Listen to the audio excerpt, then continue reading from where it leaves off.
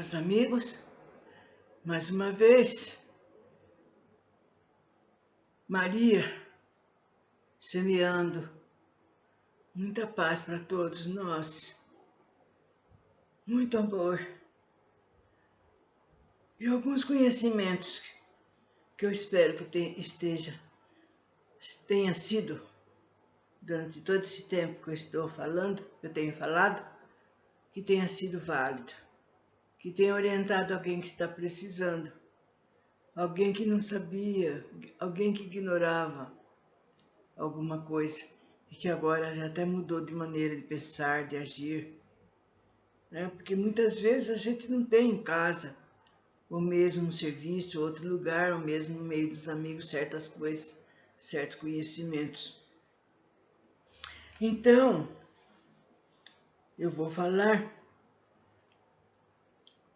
sobre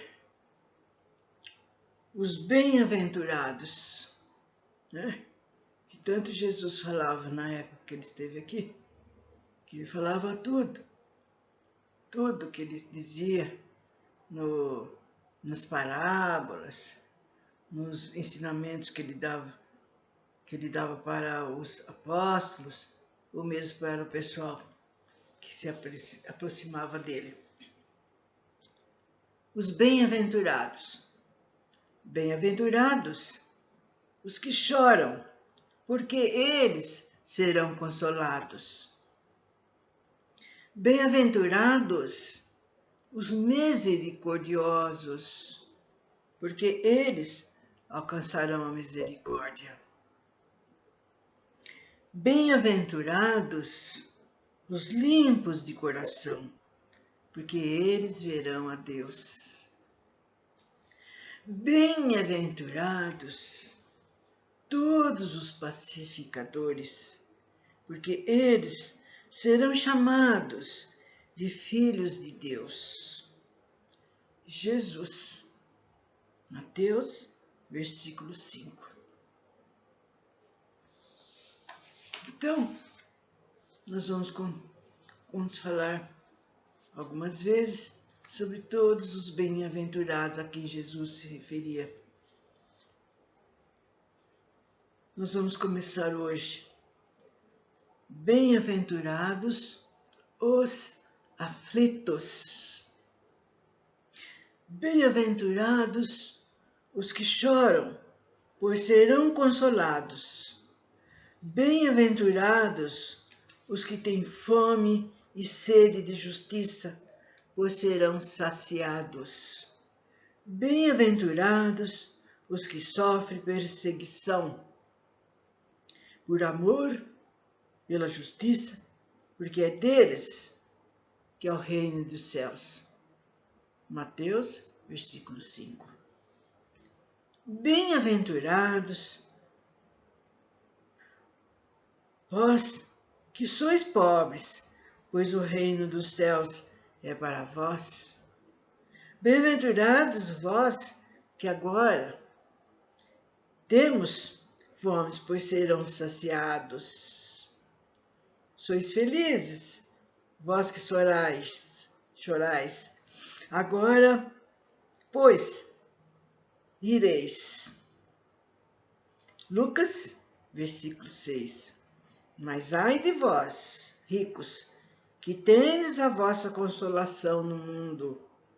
Ai de vós, que estáis saciados, pois tereis fome. Ai de vós, que rides agora, porque gemereis e chorareis. Lucas, versículo 6, 24. Justiça das aflições. Então veremos agora sobre a justiça que pode existir nas aflições.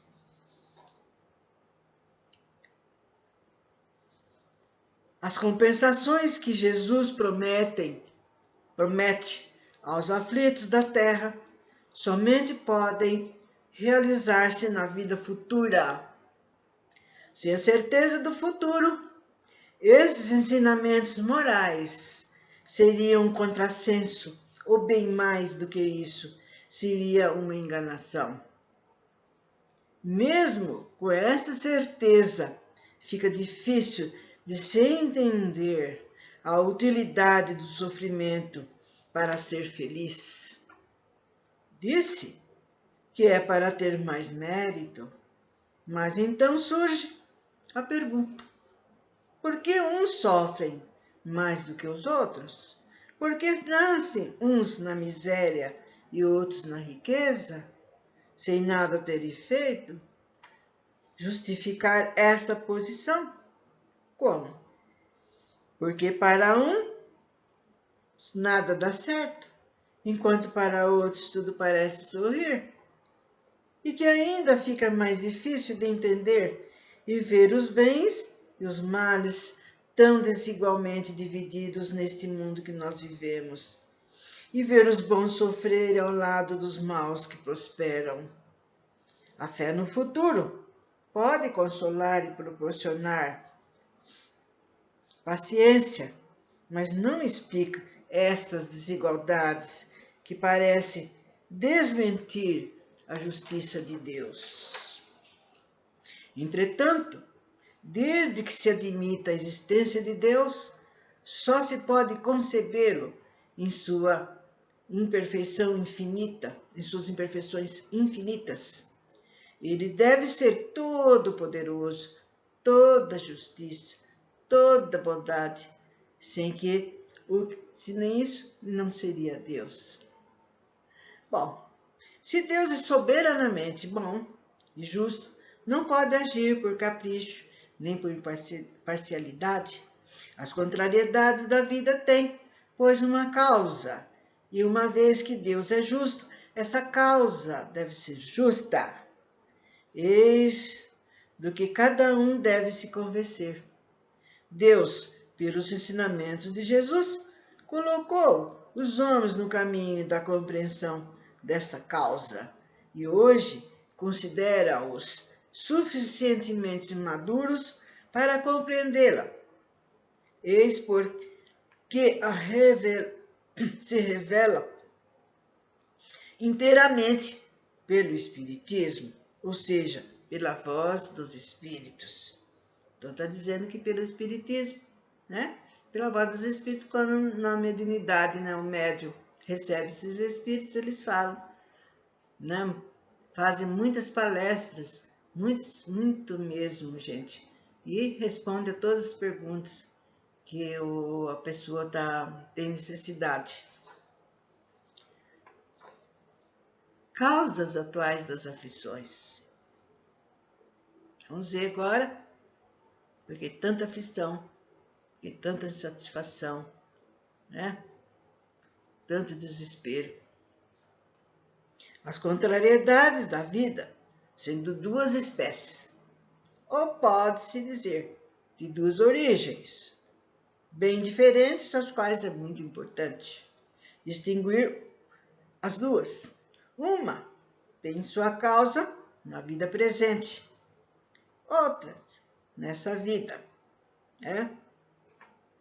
E, muitas vezes, de vidas passadas. As buscas às origens dos males terrenos, percebe-se que muitas vezes são a natural consequência do caráter, da conduta dos que sofrem. Quantos homens caem por causa da sua própria culpa? Quase sempre por causa da nossa culpa mesmo, viu, gente? Nós fizemos por merecer, fizemos jus. Não pensamos antes, agimos de uma maneira alucinada, sem pensar. E deu nisso, e dá nisso para todos nós que estamos aqui. Quantos são vítimas do seu desleixo? Ah, para que eu vou fazer isso? Aquele cara lá está passando fome porque ele quer. Ah, para que eu vou ajudar aquele doente? O que eu ganho com isso? Então, e assim larga. Desleixo, pouco caso, indiferença, gente. O não ajudar. Ah, eu nunca fiz mal, mas também não fiz nada. Para ele mesmo ver, né? E também pela imprevidência, pelo orgulho, pela ambição. Quantas pessoas arruinadas pela desordem, pelo desânimo, pela má conduta, ou por não se limitarem aos seus desejos. Quantas uniões infelizes, fruto do interesse e da vaidade, e em quais o coração não serviu para nada. Quantos desentendimentos e desastrosas disputas se evitariam um pouco mais se tivéssemos calma e sem melindres. A pessoa melindrosa, porque ele fez, porque ele falou, porque ele fez primeiro, e assim por diante. Quantas doenças e enfermidades resultam da imprudência e excesso de toda ordem. E aqui a gente está vendo isso. Por que nós nascemos, herdamos da genética dos nossos pais? Por que nós já nascemos doentes? Né? Ou então ao longo da vida, parece doença. Nossa, o que aconteceu isso? Porque no passado nós nos arruinamos, nós não tivemos cuidado com o nosso corpo.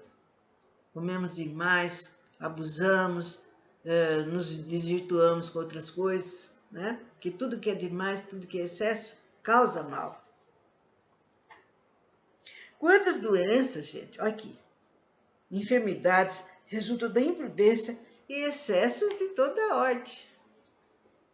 Quantos pais infelizes por causa dos filhos, por não combater neles desde pequenino as manifestações das suas tendências, más tendências. Então, às vezes a gente até vê criancinha já pequena, né? Às vezes os próprios pais são culpados mesmo, porque às vezes eu vejo que os adultos, né, falam palavrões, fazem coisas, certos atos, né? E a criança, gente, eu vou falar uma coisa, com 2 aninhos ele já está sabendo, já está percebendo o que está acontecendo. Ele não é um nenê. Os pais é que pensam que ele é uma criancinha, um nenezinho, mas ele está sabendo sim. E está observando bem. Agora, e há casos que a criança já tem uma tendência de teimosia, é mal criada, já mostra o caráter dela no futuro. Aí os pais já devem cortar as asinhas, como se diz. Não bater, não espancar, gente. Isso não leva a nada. E muito menos certos castigos que antigamente tinham. Não leva a nada. Uma boa conversa. Outra coisa, os pais devem ter uma boa conduta, né? Senão, não adianta nada. Uma boa conduta, uma boa... Mostrar que ele é uma pessoa íntegra, que faz as coisas certas. Por indiferença e comodismo, deixar desenvolver neles o germe do orgulho, do egoísmo e da tola vaidade. Isso é mesmo, gente. Infelizmente, é verdade. Que ressecar o coração. E depois, mais tarde, ao colher o que semearam, espantam-se, afligem-se com a falta de respeito e ingratidão deles. Só que ele não vê que eles foram a causa disso. Não orientaram. Ele é pequenininho, não sabe de nada. Não sabe, hein? Ele depois melhora. Quando ele ficar moço, ele vai ver que ele não é por aí. Não é por aí mesmo. Só que desde pequenino, não faça isso. Respeite os mais velhos. Não joga lixo. Não faça aquilo. Pequenas coisas que a criança faz que a gente nota, eu vejo que às vezes a mãe deixa de lado. Ele é pequeno. Ele não sabe de nada. Pois é por aí. É por aí, desde pequenininho, né? Vocês estão vendo que a criança desde pequena já mostra. Tem países, gente, que desde pequeno, né? Ele já ensina, não é por aí. Não mexa nas plantas, não corte a flor, não jogue papel no chão. né? Não é só as multas, as mães também ficam em cima. Por aí, isso daí é uma educação muito válida, que ele cresce já um cidadão, né? Que já sabe que, né, mais para frente ele vai precisar de tudo isso. Que todos aqueles que são feridos no coração pelas contrariedades e quem não os tem, pelas decepções e também quem não tem, da vida, interrogam friamente as suas consciências. Por isso que é bom, gente, a gente saber disso tudo, porque a cada momento, a cada instante, aparece, né? Deus põe na nossa frente um problema que às vezes a gente tem que resolver e tem que ser justa, tem que ser certa, né? E para com esse, para com aquele, seja lá quem for.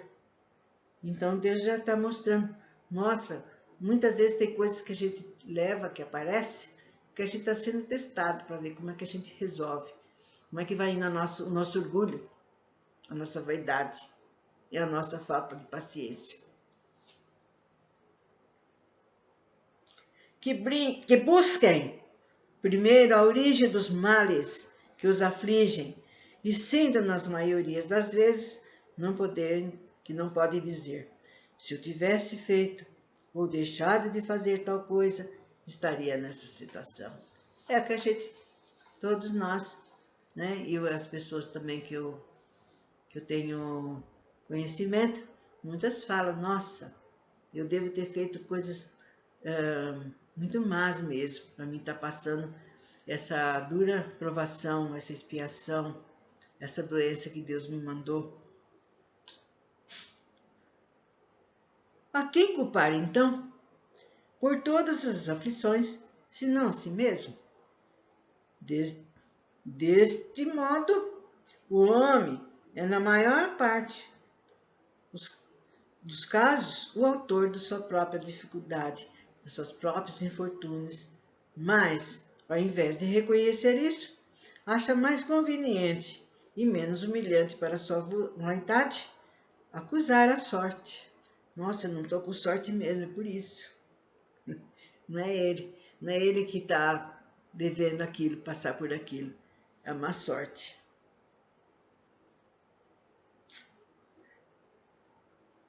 Providência, o azar, é sua má estrela. Eles falam, minha má estrela. Quando, na verdade, sua má estrela é sua própria negligência.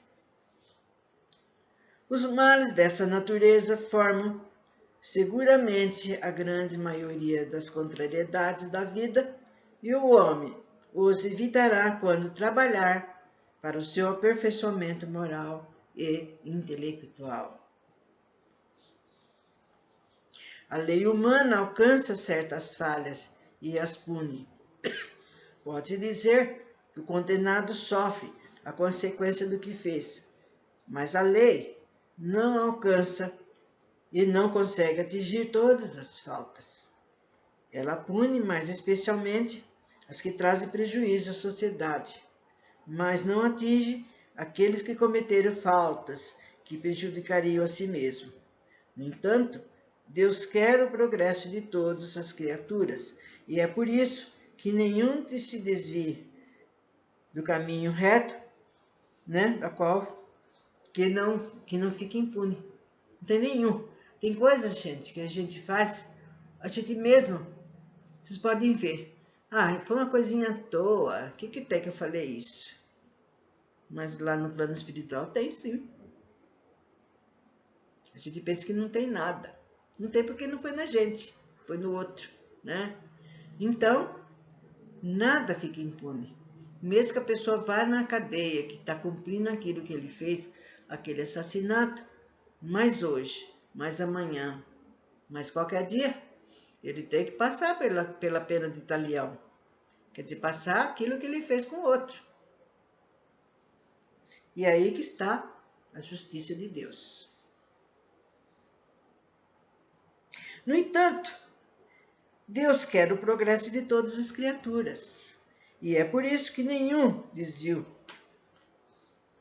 do caminho daquele que sai fora do caminho fica impune. Ele pensa que ele está impune, mas tem algo que não está nos vendo. Ah, não tinha ninguém. Nossa, eu roubei esse daqui, não tinha ninguém. Não tinha. É só porque ele quer mesmo.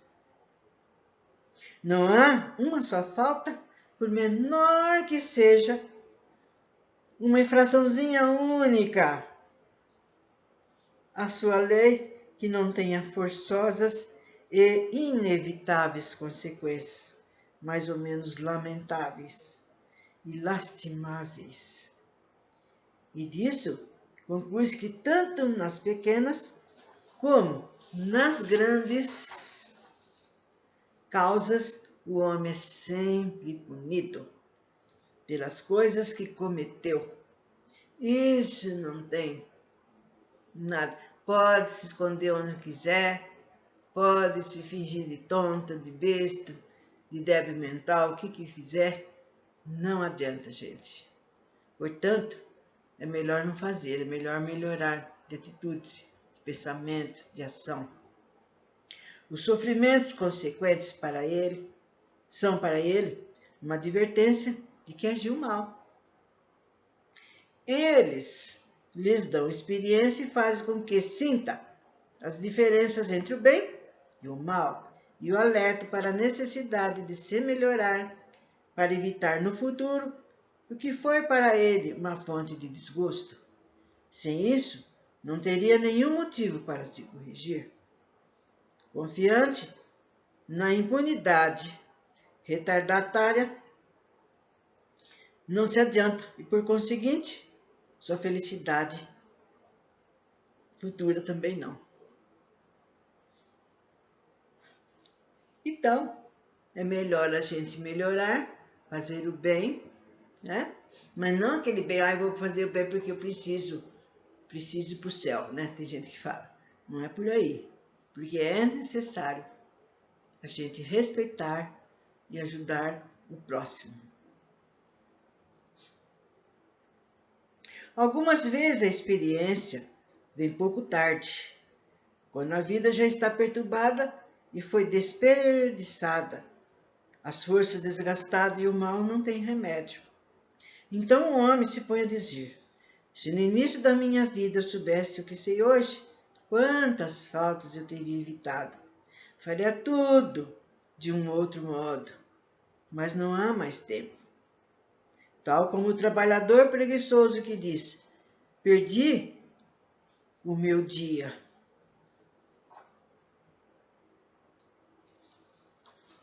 Diz ele: perdi minha vida. Da mesma forma que o sol se levanta no dia seguinte para os trabalhadores e uma nova jornada começa e lhe permite recuperar o tempo perdido após a noite no túmulo. Também brilhará para o homem o sol de uma nova vida, no qual poderá tirar proveito da experiência do passado e de suas boas resoluções para o futuro. Então, vocês estão vendo o quanto é duro, né? O quanto que nós temos que caminhar, gente. O quanto que nós temos que lutar para melhorar a nossa maneira, né? O nosso momento. E também passar para os outros. Não é só a gente falar, vou melhorar, preciso mudar. Mas também nós seremos exemplo para outros que estão nos rodeando. Né? Principalmente os jovens, as criancinhas que aí estão vindo. Né? E com isso, se a gente mudar hoje, amanhã o outro muda, depois da manhã o outro, e assim nós teremos um mundo melhor. Então, até a próxima.